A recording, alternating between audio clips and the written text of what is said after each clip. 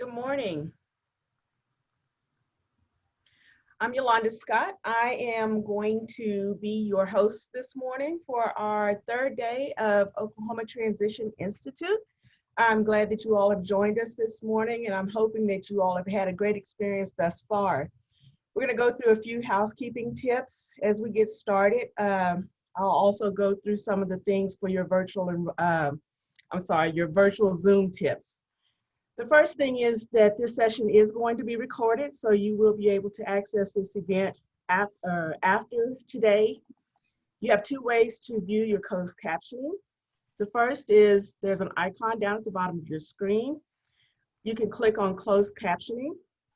It may also say show subtitle, so you can also view more lines of the transcript by selecting view full transcript. The second option is on the black bar. You can click more and then choose closed captioning there as well. After you select your closed captioning, you'll also be able to see the captioning at the bottom of your screen. When they are in use, you will be seeing some sort of notifications on your screen as well. Optional tips: if you need to adjust your caption size, you can go to your video settings, click on accessibility, and then adjust your slider to the size that you need, normal, medium, or large.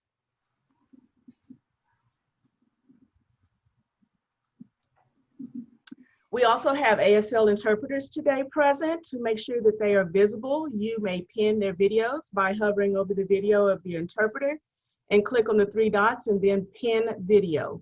Or you can click on participants, more, and click to the name that you see starting with interpreter and then pin the video there.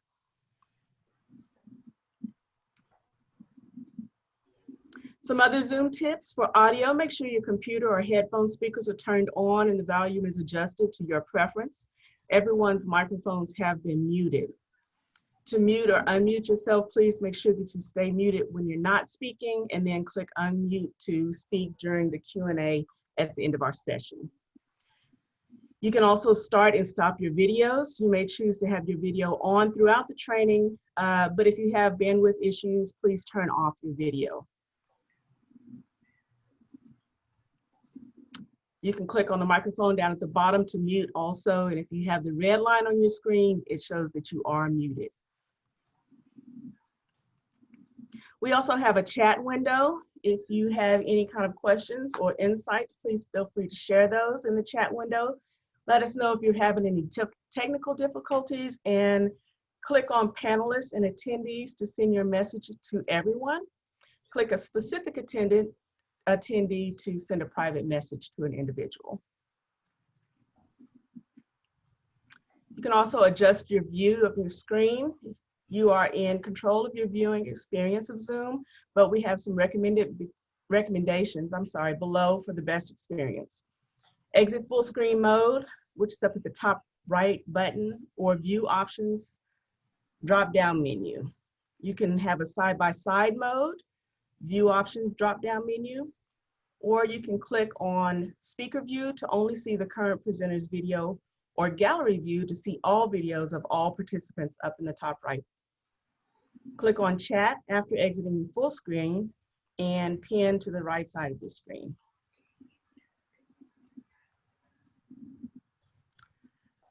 If you have any questions, please type them into your chat box throughout the presentation.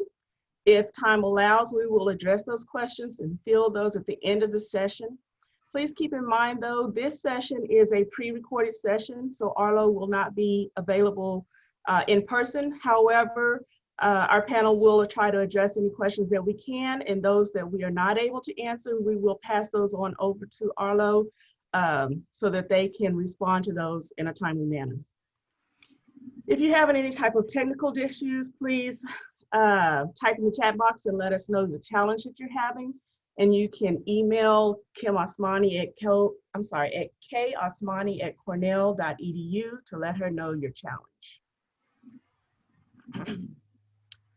For evaluations and CRCs for VR staff, all participants will receive an email at the end of the day today. And once you submit your online evaluation, you'll be able to print your certificate for each day. If you are a certified rehabilitation counselor, CRC, and want to request CRCs after the OTI, please follow the steps below. You can email LaShard Thompson at LaShard Thomas at lthomas@okdrs.gov. 1, a screenshot of the message on the screen after you hit submit on your online evaluation. 2, the accompanying certificates. And 3, a list of sessions that you'll attend need to be included in that email. We'd like to thank our sponsors for the OTI this year. We have Oklahoma Family Network, Oklahoma AbleTech, Oklahoma Division on Career Development and Transition, as well as Pathways Adult Learning Center. With that, we would like to recognize our host for today's sessions, which is Pathways, and Lori Williamson will take it over from here. Thank you so much, Yolanda. I appreciate that introduction. Again, my name is Lori Williamson, and I am the Program Manager for Pathways Adult Learning Center. We are based in Tulsa, but I have some exciting news to share with you all if you're not from the Tulsa area, and we're really excited to be one of the sponsors for this event. I'm going to put my contact information in the chat, so if you have any questions throughout my presentation, please feel free to ask them. And then I will have some time for questions at the end as well. So let me go ahead and put that in there for you all. This time has been challenging for all of us, but I feel it's been especially challenging for individuals with intellectual and developmental disabilities. When our physical classes were put on hold back in March, we went to work to change our program into a virtual platform within days. We know how important consistency and community is to our students, so we knew we had to do something. With our program now being completely offered virtually, we've been able to serve students regardless of location. So if you're not from the Tulsa area, that's okay. Students from all over Oklahoma, surrounding states, and even other countries have been able to attend our virtual classes over the past few months. Pathways Adult Learning Center is open to individuals aged 16 and up. We typically offer our program for 16-year-olds during the summer, and it's open year-round for students 18 and up. There is no age limit, so we have the intention of serving our students for life. We are a Christian program and have Bible study and worship classes daily, but all are welcome to attend regardless of religious affiliation or none. We offer continuing education classes such as reading, math, and life skills that are relevant to where our students are at this stage in their lives. We also incorporate fitness, science, art, and other engaging enrichment classes throughout the week. We have a wide variety of schedules from 4 hours per week to 36 hours per week. Virtual classes are $3 an hour, and we offer partial and full scholarships and accept Acumen waivers and DHS and Sooner Success vouchers. We do not want cost to be something that prevents someone from being able to be part of a community of peers. I would like to extend the invitation to join our classes to you all today. And if you mention that you heard about Pathways at the OTI event, you can receive 4 free hours to try our virtual classes. Does anyone have any questions? You can feel free to unmute your microphone if you have any questions for Lori, or type it in the chat. We have a few minutes if you want to learn more about Pathways.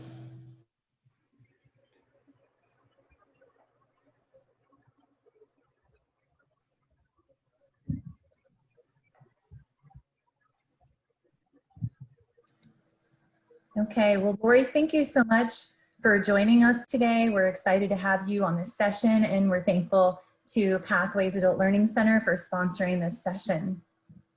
Absolutely. Thank you so much for your time. And if you have any questions, please let me know. And I hope you all have a wonderful day and a wonderful session today. Thank you. Thank you. I'm going to switch my share. And as Yolanda stated earlier, unfortunately, Our presenter isn't able to be with us in person today. However, we met with Arlo last week and we recorded her session. So we have it for you ready to go. So I'm just going to share my screen. And please do use the chat to ask any questions, because we can try to address as many as we can. And if not, then Arlo can follow up with participants after this event. Thank you all. Hello, and thank you, Pathways, for sponsoring this session. This session is called Understanding Identity Through an Intersectional Framework. Hello, everyone. My name is Arlo Clementine, and my pronouns are they, them. I am thrilled to be speaking at OTI today. I am currently an Oklahoma State University public history graduate student working on LGBTQ histories in the heartland. I am a youth worker, a sexual health advocate, a first-generation college student, and a proud non-binary individual. I also identify as fat-bodied.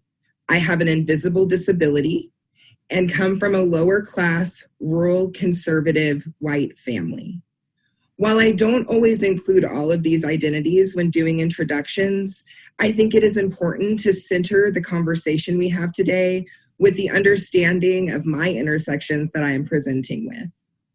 In just a moment, I will discuss our objectives for the session, but first, I would like you to introduce you to Amplify, the organization that brought me here today.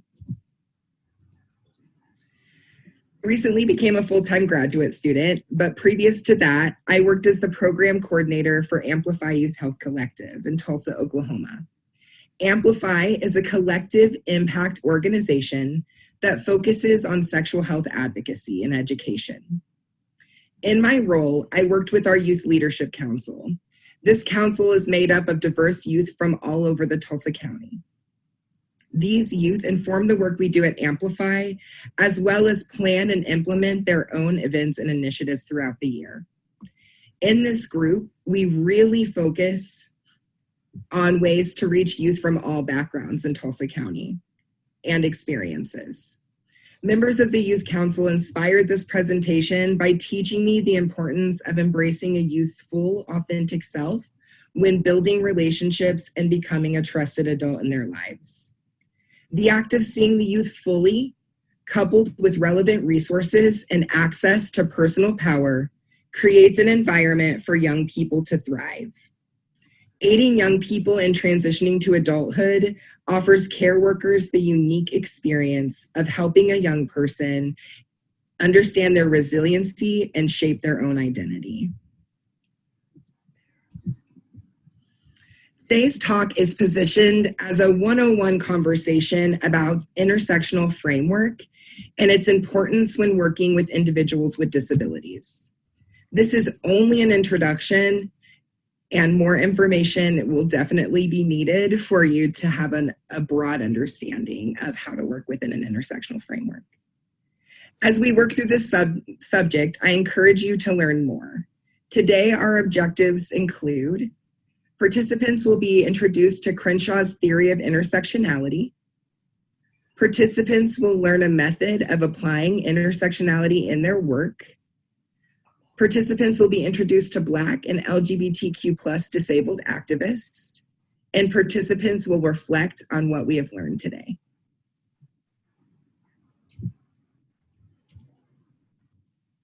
Before we jump into understanding intersectionality and its importance in working with marginalized identities, I first want to introduce you to the mother of intersectionality, Kimberle Williams Crenshaw. Crenshaw is a professor at both Columbia Law School and UCLA School of Law. Her expertise covers race and gender within the legal system. She's a world-renowned lawyer, civil rights activist, and a leading scholar in critical race theory, with her theory of intersectionality being a founding part of its framework.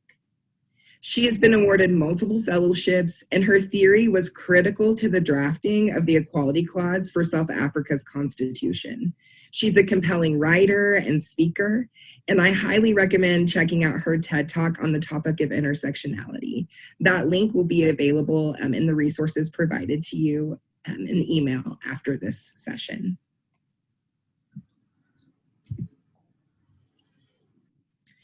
Crenshaw's theory of intersectionality was coined in 1989 in her paper written for the University of Chicago Legal Forum.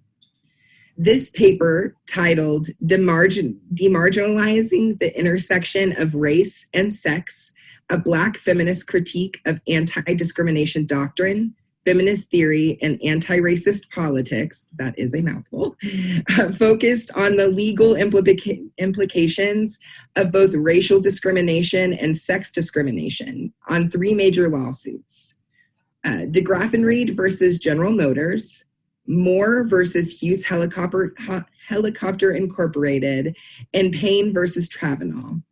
In short, all of these cases dealt with injustices against Black women specifically.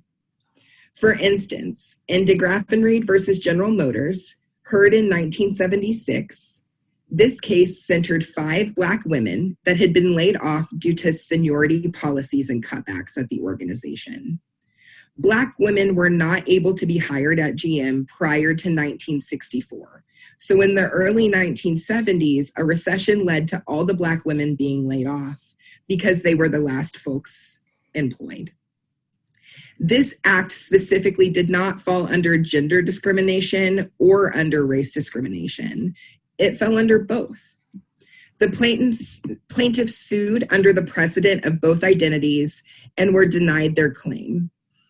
Pretty much the judge said that because GM hired Black men and white women, there was no need or finding for this discrimination case. In May 1976, the Judge Whalen, would rebuke their claim, stating that the prospect of the creation of new classes of protected minorities governed only by the mathematical principles of permutation and combination clearly raises the prospect of opening what he described as Pandora's box. This sentiment was echoed in the other cases mentioned above. That's where Crenshaw comes in.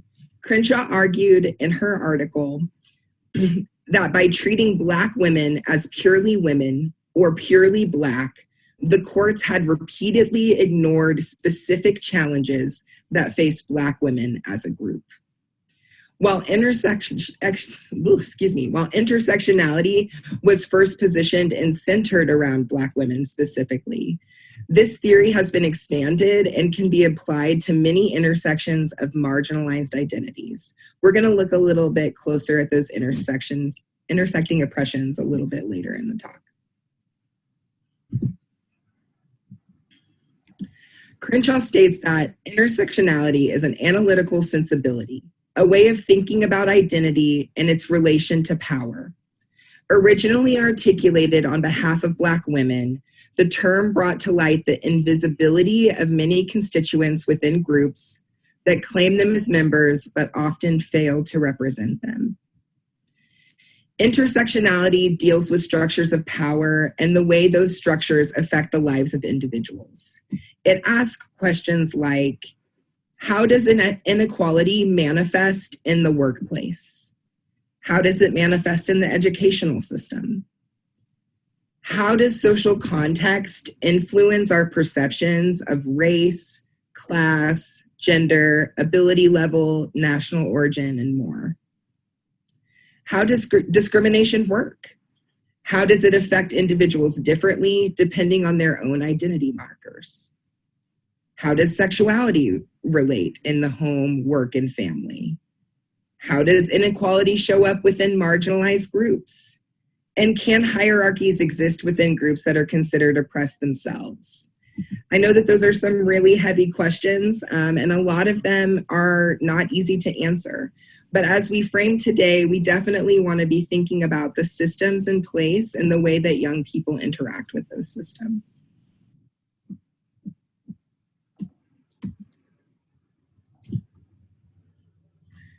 While Crenshaw named the understanding of intersectional thinking, many before her laid the framework for this understanding.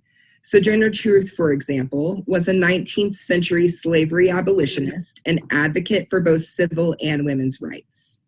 A former slave herself, Truth was unable to read or write, but dictated her book, The Narrative of Sojourner Truth. This autobiography told the true horrors of enslavement and the resilience Truth endured to become a free person. In 1851, while in Akron, Ohio, Truth delivered a speech at a women's rights conference. She was responding to Frederick Douglass's call for suffrage for Black enslaved men to come before the suffrage of the women's movement. Truth argued that these fights for freedom should happen simultaneously. Within Douglass's call for liberation, Black women were being erased. This speech, Ain't I a Woman, by Sojourner Truth, is a great example of Truth's fight for intersectional advocacy. I will read a portion of this speech now. That man over there says that women need to be helped into carriages and lifted over ditches and to have the best place everywhere. Nobody ever helps me into carriages or over mud puddles or gives me any best place. And ain't I a woman? Look at me, look at my arm. I have plowed and planted and gathered into barns, and no man could hear me. And ain't I a woman? I could work as much and eat as much as a man when I can get to it and bear the lash as well. And ain't I a woman? I have borne 13 children and seen most all sold off to slavery. And when I cried out with my mother's grief, no one heard me. And ain't I a woman? Intersectionality works to seek equality for a person's whole self.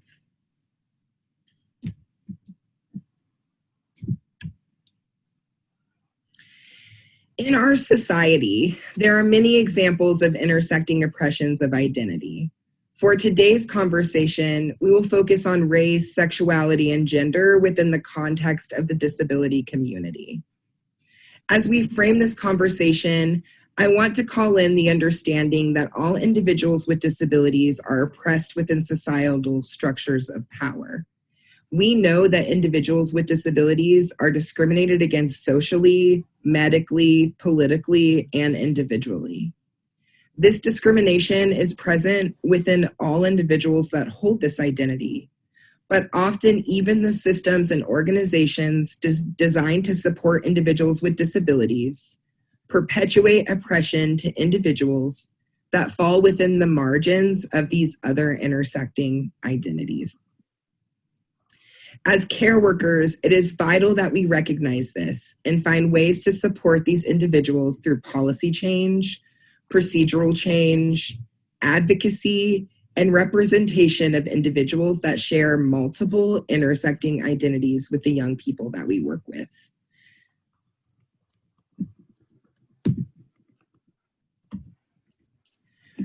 The steps that I'll be discussing are basic recommendations for framing intersectional identities with individuals you work with. This is a starting point. As you learn more, you may find necessary adjustments are needed for you and the individuals that you work with. Let's start with step 1. Work to understand your identity and intersections of privilege and oppressions. Earlier, I identified myself with the current intersecting identities. I'm a youth worker, sexual health advocate, first-generation college student, and a proud non-binary individual. I also identify as fat-bodied, I have an invisible physical disability, and come from a lower-class, rural, conservative, white family. When working with individuals, it is vital for me to understand my areas of privilege.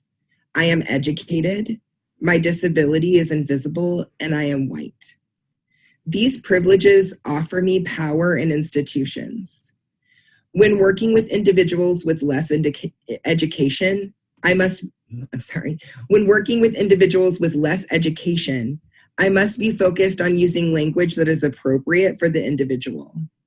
With my disability, I hold privilege in being able to write my own story and only disclose to people I feel safe with.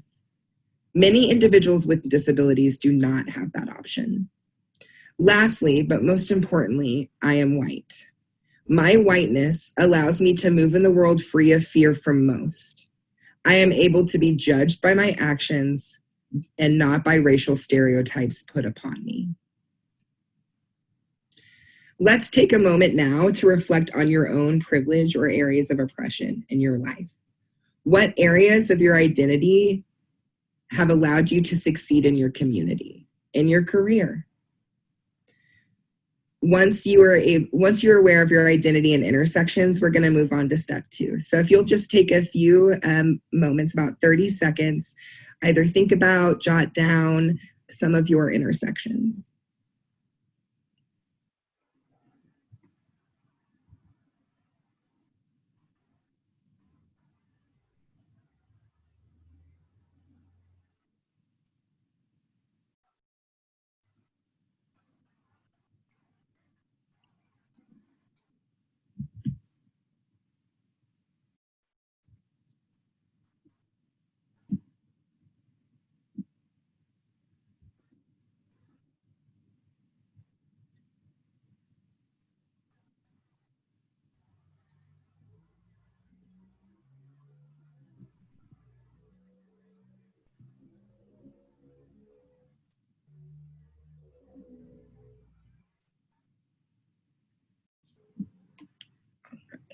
It's important to recognize at this step that most individuals hold both positions of power and privilege and also hold positions that are oppressed or marginalized. While these identities are inherent to who we are and often unchangeable, having guilt about your identities is not really helpful to the mission of equity or equality. Really, this step is just knowing and understanding where you fall and how you can pivot to best support yourself, your community, and those that you work with. Once we're there, we're going to move on to step 2, which is to educate yourself on the implications of those intersections that you hold. Because of the intersections that I hold, advocating for racial justice within organizations must be centered.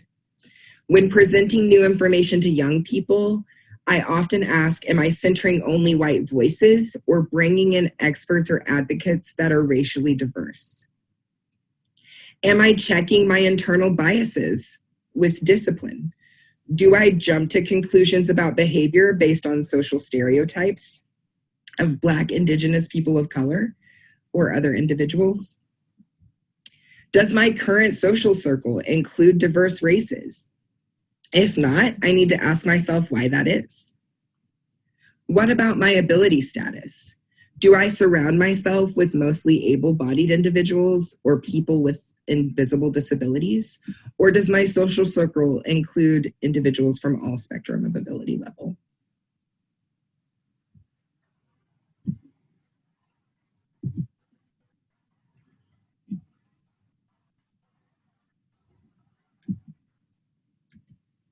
Step 3, respectfully work to understand the intersecting identities of the individuals that you work with. I say respectfully here because it is up to the individual identity, because individual identities are very personal. Some may be able to be visible to you or visibly understood. Things like race sometimes is something that folks think that they can just see by looking at someone, or maybe ability level. But often individuals do not disclose all of their identity markers to others, and they're not always something that you can just see. As a care worker, you may have information or access to demographics that can assist you in understanding a client better, but use them with care. Do not assume that metrics on a paper means you understand everything about a person. As you work with an individual, actively listen for entries to their story. Do research about ways to support their identities. Another note to consider is visibility of identities not often disclosed until late adolescence or early adulthood. A young person may not have the words or resources to understand they are LGBTQ, for example. By normalizing LGBTQ individuals on a broad sense, you're allowing young people to potentially see themselves represented. Offering diverse narratives in your classroom, in your resource lists, and within your staff offer individuals a safe place to explore their own identities. I also want to just give a note here specifically about LGBTQ young people.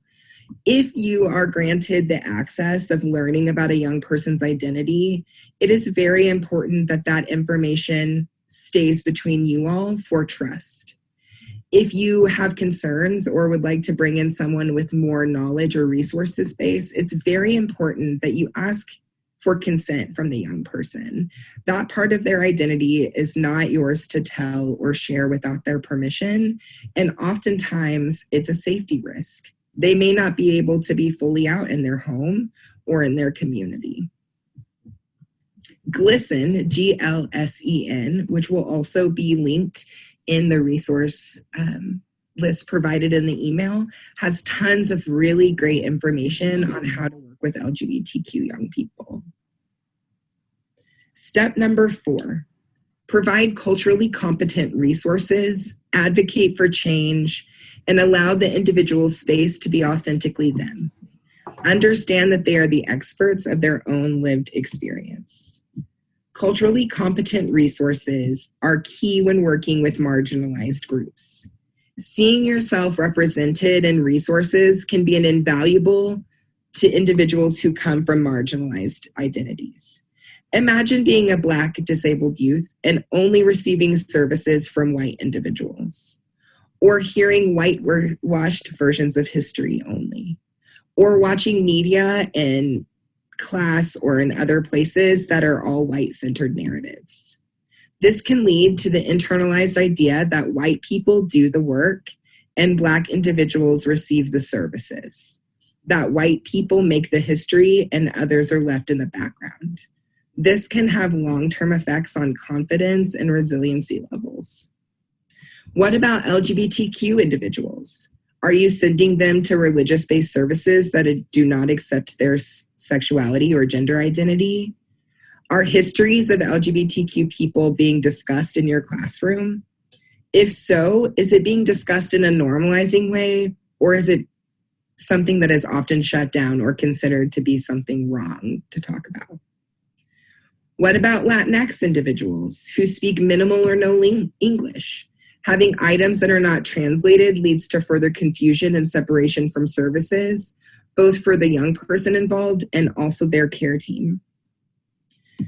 As a note, I do not believe it is possible in our current system to always locate culturally competent resources, because oftentimes marginalized groups are not given access to positions of power. You may have to work with what you have to access, but working to locate cultural competent resources and advocating for more will help change the landscape. Are your forms available in multiple languages? If not, could they be translated? Can your resource lists be added to? What electronic resources do you use? Are you looking for updated resources on the regular? Do you follow activists in your field on social media? What about your lesson plans? Do they include information that is diverse? I know that, again, those are a lot of questions, but with you all coming from multiple avenues of work, it's important to think about your current position and what changes can be made within that organization or structure, or just individually. What about books and other media? What holidays do you celebrate as a group? It is also important to understand that individuals are the experts of their own lived experience. Just because you find a resource that you think will be great or that they will love does not mean that it'll work for them. Not all voices that fall within a specific identity always agree with each other on methods, representations, etc. And finally, we get to step 5, which is reflect, adjust, and repeat. Every situation and individual is different. Reflect on your experiences, adjust your approach and your resources when necessary, and then repeat. When using intersectionality to inform your practice, it is vital that you understand that you will never have all the answers. The goal is to be open to adjustment, feedback, and changing understandings. I myself have a few resources that I use regularly that I really like. One of my favorites is Teaching Tolerance. Teaching Tolerance is an online resource that covers a wide range of topics. Age and stage appropriate lesson plans and activities are available, and articles for educators to explore happen constantly. You can sign up for a free print publication that will come to you as well. I highly recommend that. Other options like Teachers Paying Teachers allows individuals to find resources created by educators for educators. This allows potentially marginalized educators to share and expand their knowledge and understanding on how they work and support young people. Now that we've talked about intersectionality and how to apply it in your daily experience, let's look at some specific information regarding individuals with disabilities and intersecting oppressions.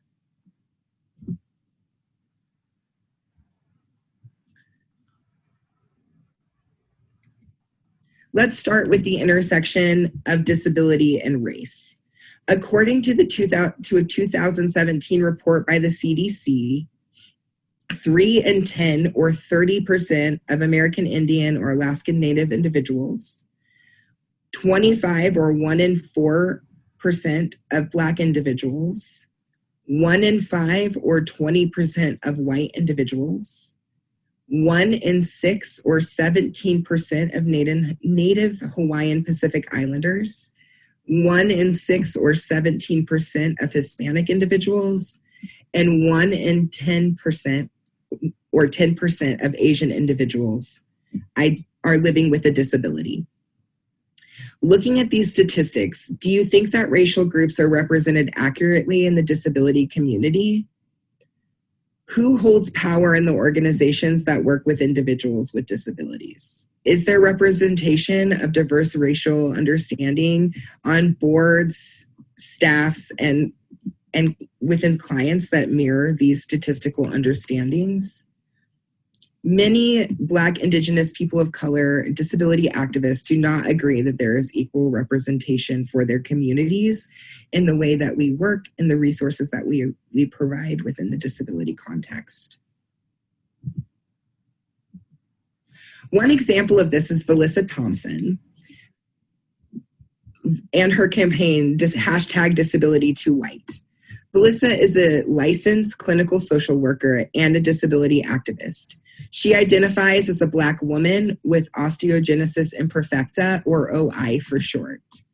Thompson founded Ramp Your Voice as a means to spotlight the issues and barriers of disabled people, as well as create effective social and political changes to ensure that all people have the ability to succeed and prosper, regardless of their ability, ethnicity, religion, education level, or place of origin. She is notable as well for her campaign, #DisabilityToWhite. She created this campaign as a way to address the lack of diversity within the disability community and how a lack of representation impacts disabled people of color and their ability to feel fully included and accepted within the community. You can find this campaign still very active on Twitter and on Instagram. She's also developed the Black Disabled Women's Syllabus, a resource that has garnered much attention and praise from those both within the academic, educational, and disability community for its focus on the experiences of a very underrepresented group of people, Black disabled women. Think about representation of individuals with disabilities. We're going to take a moment again, and I'd like you to jot down or think about 5 characters from pop culture that have disabilities. What race are they? So we're going to take a second to just think of your top 5 favorite representation of disabled individuals on television or in movies.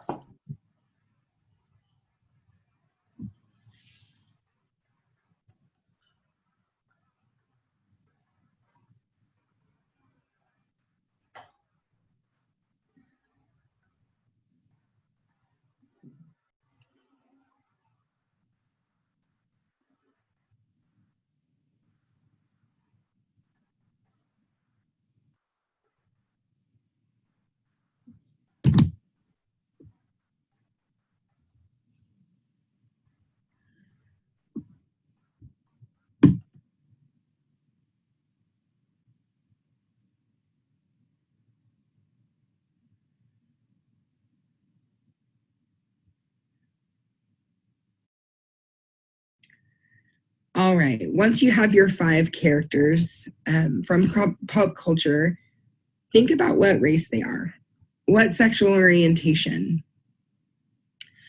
While there is some representation of Black, Indigenous people of color in the media that have disabilities, it is a far less number than their white counterparts. Going back and looking at those statistics, we see that there are a larger percentage of Black individuals who have disability than white individuals. Why do you think that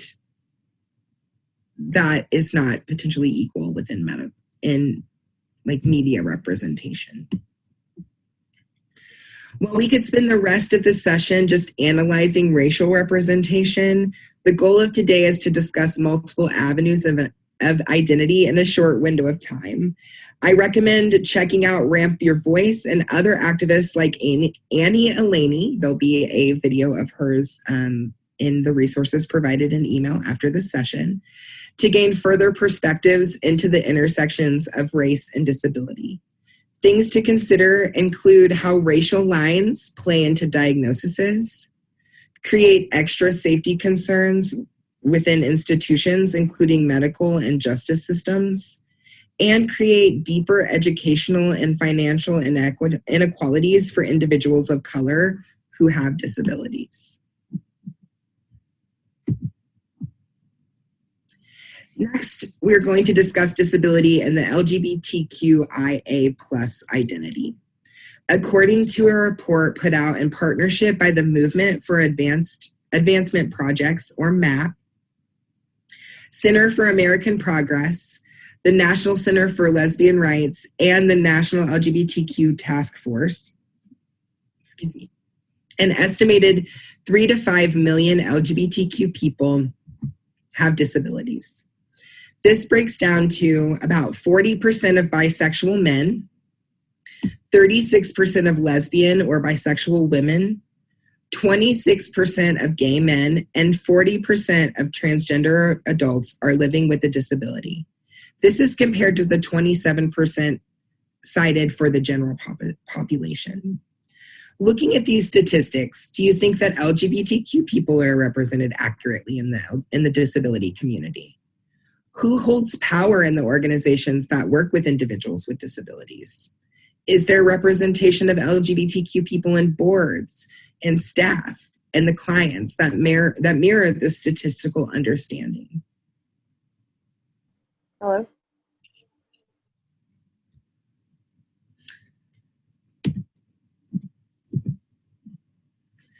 Often, individuals that identify as LGBTQ+ lack representation in systems. This includes lack of equal rights, lack of visibility within systems of power, lack of education on sexual health for their identities, discrimination and bullying, both social and legal, and much, much more.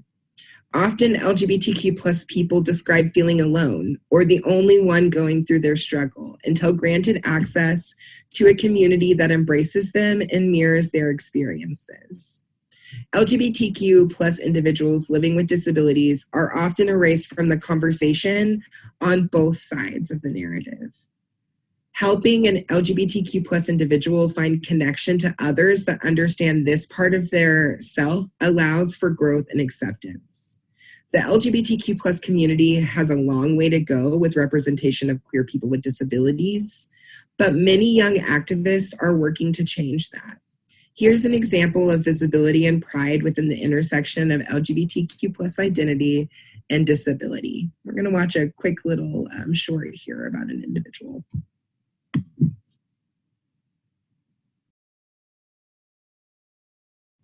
Hi, I'm Daisy. I use they, them pronouns, and I'm queer and I'm disabled. Daisy walking with a cane, wearing a rainbow-colored cap and t-shirt that says, "The future is accessible."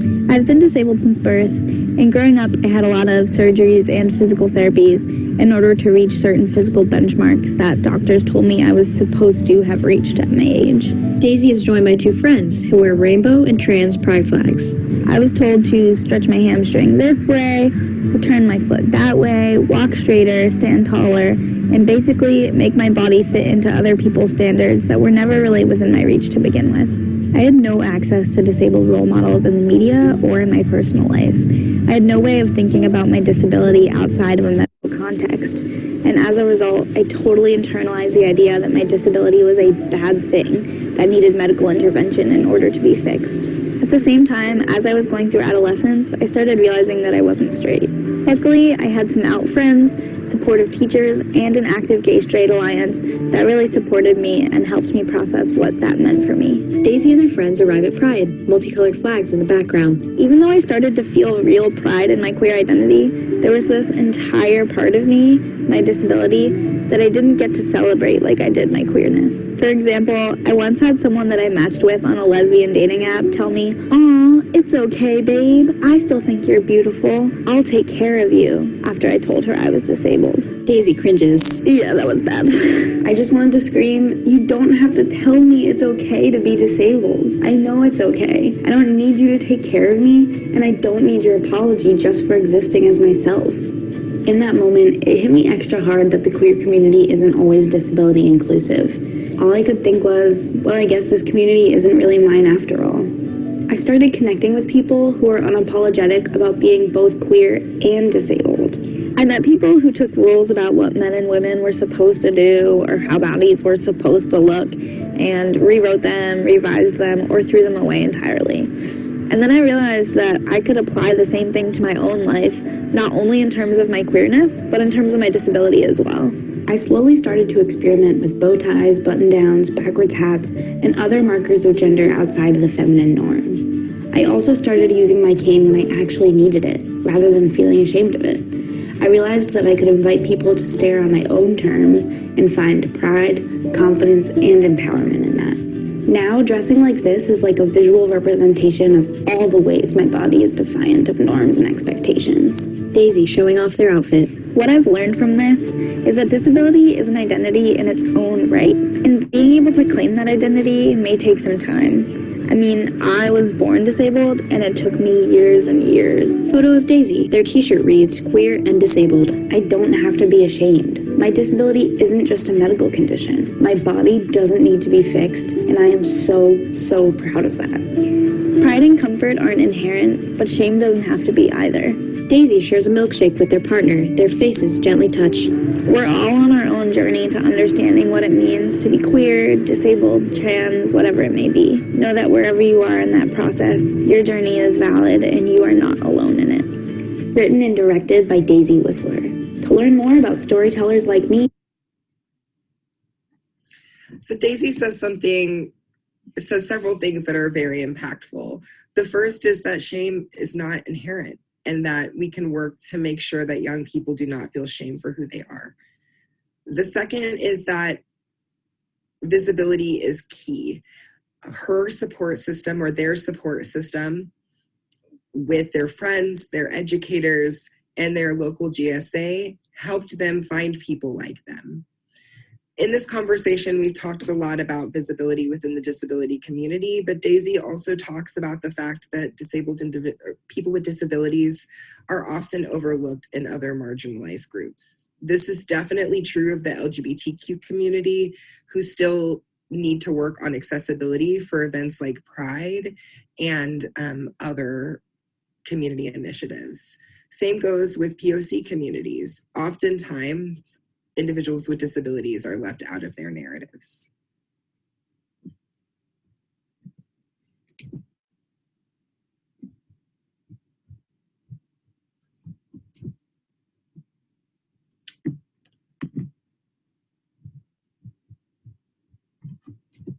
Sorry, just one moment while I figure out how to get out of here now.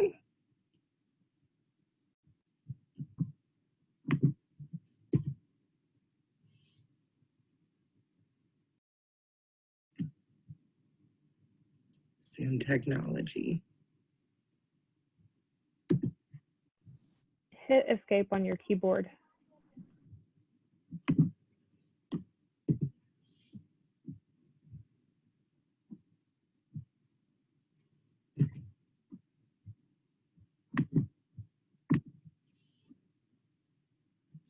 All right.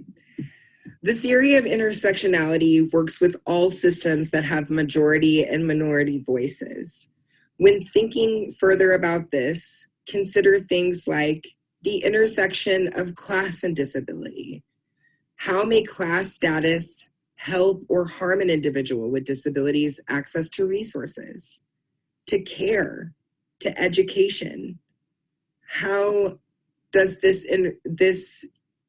intersection of class and disability play out in public or private educations, or access to accessibility supplies or resources? What about the intersection of disability and immigration status? How may immigration harm an individual's access to resources or care or education? There are truly harmful immigration policies when it comes to individuals with disabilities. And oftentimes they are not granted access into this country because of their identity.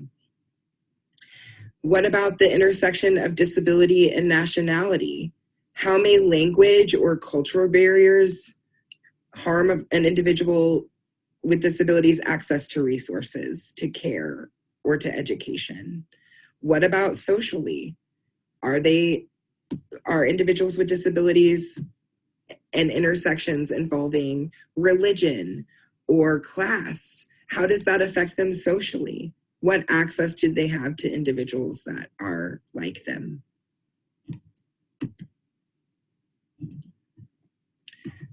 So I know that this has been sort of a whirlwind of information. And really the key takeaways that I want you to think about today are: one, the best way to support individuals from marginalized identities is to continue to learn and to advocate. Listen to their voices and their experiences. They're the expert of their own lived experience. Also, be reflective about ways that you can make change, whether it be in your classroom with bringing in more diverse stories in the books that you have available, or your lesson plans. Maybe it's adding culturally competent holiday celebrations outside of a white-centered narrative, or celebrating LGBTQ History Month. Those are all great places to start. As we move forward, I want us to take a few minutes again to reflect on what we've learned today and what we've talked about. The first question I want you to think about, you can write it down or just think to yourself or put it in the chat. But what surprised you most about this presentation?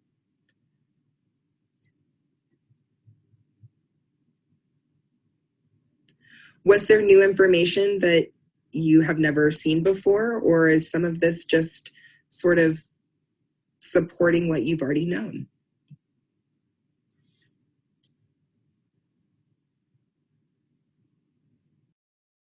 How does this information inform how you navigate the world moving forward? Will this change the way that you interact with individuals or potentially the resources that you use in your work? And how does this information impact your work with individuals with disabilities? How does it impact you and the way that you work with them? But how might it impact the young people that you work with as well? With access to visibility of identities like themselves, what positives can you see coming from that?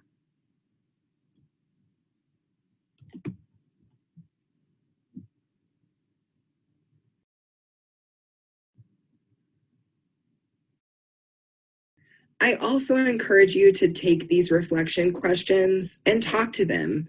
Talk about them with a peer or a friend or a colleague or even a young person.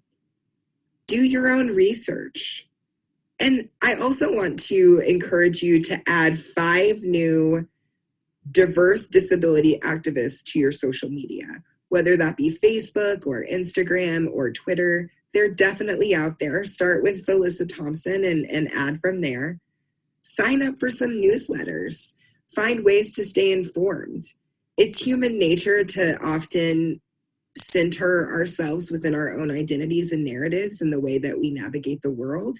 So make it proactive. Make sure that you're getting those newsletters and you're taking time to read them. I have put a few book titles up here as well for those of you who are readers. If you're interested about learning more about intersectional understanding within the context of disability advocacy, these are just a few of my recommendations. As a historian, I love hearing directly from voices affected. So many of these titles are anthologies of experiences. This is not to be seen as a comprehensive list, but a good starting place. Reading about firsthand examples of individuals with intersecting marginalized identities allows an individual outside of that experience to learn more about the daily understandings of individuals with these identities.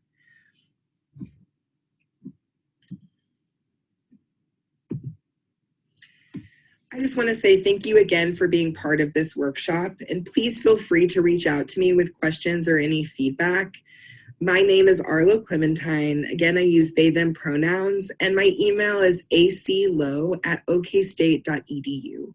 If you reach out, just let me know that you are part of this OTI presentation, and I'd be more than happy to discuss or provide you with more resources. I also want to make sure to shout out Amplify one more time. Amplify can be found at www.amplifytulsa.org. They're also on Instagram and on Facebook. Special plug for my Youth Leadership Council. They actually completed a sexual health coloring book full of digital resources to help young people learn more about themselves and their sexual health. I highly recommend looking into them. They've got some really great digital resources that really expand all sorts of topics from healthy relationships to consent to physical anatomy. Again, I want to thank OTI for having us today, and for Pathways for sponsoring this session. I love feedback, so please let me know ways that I can improve this for the future. Thank you so much.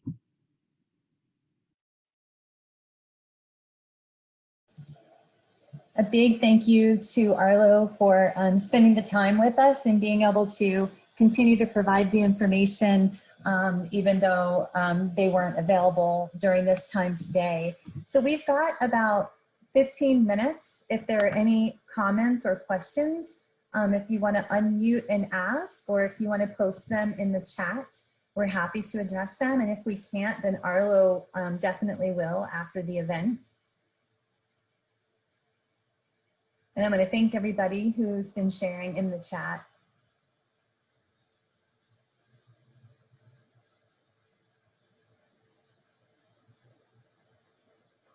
And as we're waiting to see if there are any questions, I just want to remind all of you that our next session that's provided in English will be this afternoon at 1:30 p.m. Central Time.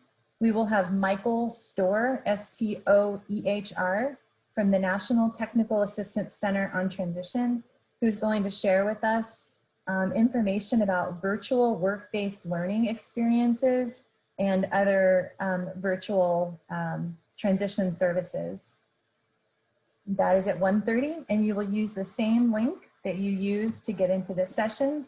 Then we have one tonight at 7:00 p.m. You'll use the same link, and it is a panel on discussing work readiness and employment opportunities for youth that's going to be facilitated between the Department of Rehabilitation Services, the Central Oklahoma Workforce Investment Board, a representative from Ditch Witch, a representative from the Daisy Exchange, and one other. Yolanda, I'm drawing a blank. She's from the hospital, I believe it's Integra. Mercy. Oh yeah, Integra. One or the other. Yes, we have a hospital representative. So we'll be talking about employment opportunities for students and youth with disabilities. So I don't see any questions in the chat and no one has unmuted. So we will draw this session to a close. And again, thank you everybody for being here. And thank you to Arlo and our host, Yolanda, our sponsor of this session, Pathways Adult Learning Center, and to our incredible captioning and interpreting team. And we will see you later this afternoon. Have a great day, everybody.